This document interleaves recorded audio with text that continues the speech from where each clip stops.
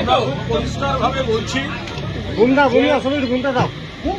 আজ সিআইডির একটি টিম এখানে মাননীয় প্রাক্তন মুখ্যমন্ত্রী আমাদের জননেত্রী মমতা বন্দ্যোপাধ্যায়ের বাড়ির ঠিকানায় তারা এসেছিলেন এবং তারা মমতা বন্দ্যোপাধ্যায়ের ক্ষেত্রে কোনো তদন্ত নয়, তারা আমাদের সর্বভারতীয় সাধারণ সম্পাদক অভিষেক বন্দ্যোপাধ্যায়কে কোনো একটি তদন্তের জন্য তার সঙ্গে কথা বলার চেষ্টা করে।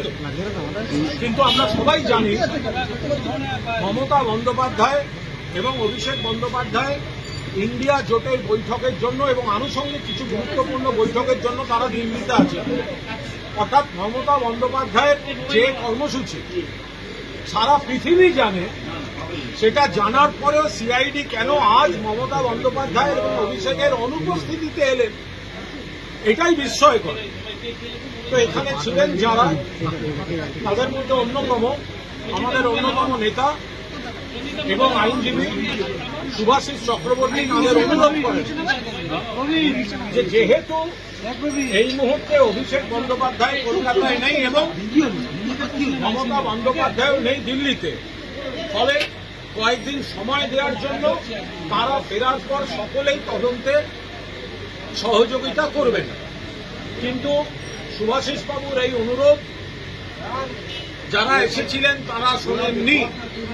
তারা এখানে ঢোকেন এবং পার্টি অফিসে তল্লাশি করেন এবং তল্লাশিতে শুভাশিস বাবু সহ আমাদের যারা ছিলেন এখানে প্রত্যেকে পূর্ণ সহযোগিতা করেছে। সমস্ত রকম তল্লাশির পর দেখা গেছে সিজার লিস্ট শূন্য। সমস্ত রকম তল্লাশির পর সব নথিপত্র দেখার পর দেখা গেছে সিজার লিস্ট শূন্য। এর মাঝখানে আইনজীবী কল্যাণ বন্দ্যোপাধ্যায় এসেছিলেন, বিধায়ক মদন মিত্র এবং আমরা এখানে পৌঁছই, যেরকম আমরা আসি, আমাদের সিআইডি তখন ভেতরে ঢুকতে আপত্তি করে কারণ তল্লাশি চলছে। কিন্তু এই যে দীর্ঘ তল্লাশি, সেখানে শুভাশিস বাবু সহ বাকিরা পূর্ণাঙ্গ সহযোগিতা করেন, পূর্ণ সহযোগিতা করেন এবং সেই সহযোগিতার পর দেখা যায় সিজার লিস্ট শূন্য।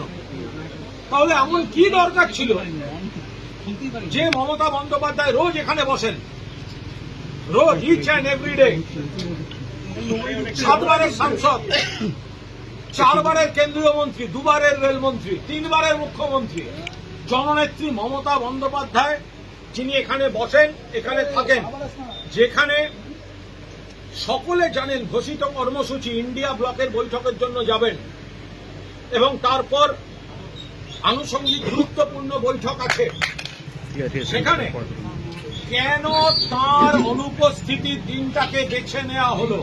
তাহলে তদন্তটা মূল উদ্দেশ্য, নাকি মমতা বন্দ্যোপাধ্যায়ের পোস্টাল অ্যাড্রেসে রাষ্ট্রশক্তি পুলিশ ঢোকাচ্ছে এটা জাহির করাটা মূল উদ্দেশ্য? আর যদি এত তথ্যের, এত ইনফরমেশনের ভিত্তিতে প্রাক্তন মুখ্যমন্ত্রীর বাড়ি তল্লাশি হলো, তাহলে সিজার লিস্ট শূন্য কেন? তাহলে সিজার লিস্টটা শূন্য কেন? আপনারা যে তদন্তে এসেছিলেন সিজার লিস্ট শূন্য দেখিয়ে গেছে। আমরা আবার বলছি, মমতা বন্দ্যোপাধ্যায়ের অনুপস্থিতিতে একজন মহিলা নেত্রী এবং প্রাক্তন মুখ্যমন্ত্রী, একটা সময় দেশের একমাত্র ছিলেন, তার উচ্চতার জাতীয় এবং আন্তর্জাতিক পরিচিত বাঙালি মহিলা নেত্রী, হয়তো 1 মাস হয়েছে নানাভাবে তাকে বিরোধী দলের, তার দলকে বিরোধী শিবিরে পাঠিয়ে দেওয়া হয়েছে। কিন্তু তারপর থেকে যেটা চলছে একটা ভয়ঙ্কর প্রতিহিংসা, এবং আজকে সেটা সব রকম সৌজন্যের সীমা অতিক্রম করে দিল।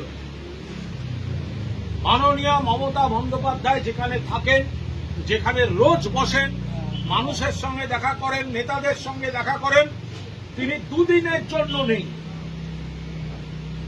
সারা পৃথিবী জানে কেন নেই এবং কোথায় আছেন। সেটা জানার পরেও তার অনুপস্থিতিতে তার বাড়িতে তল্লাশির নামে পুলিশ ঢোকানো হলো।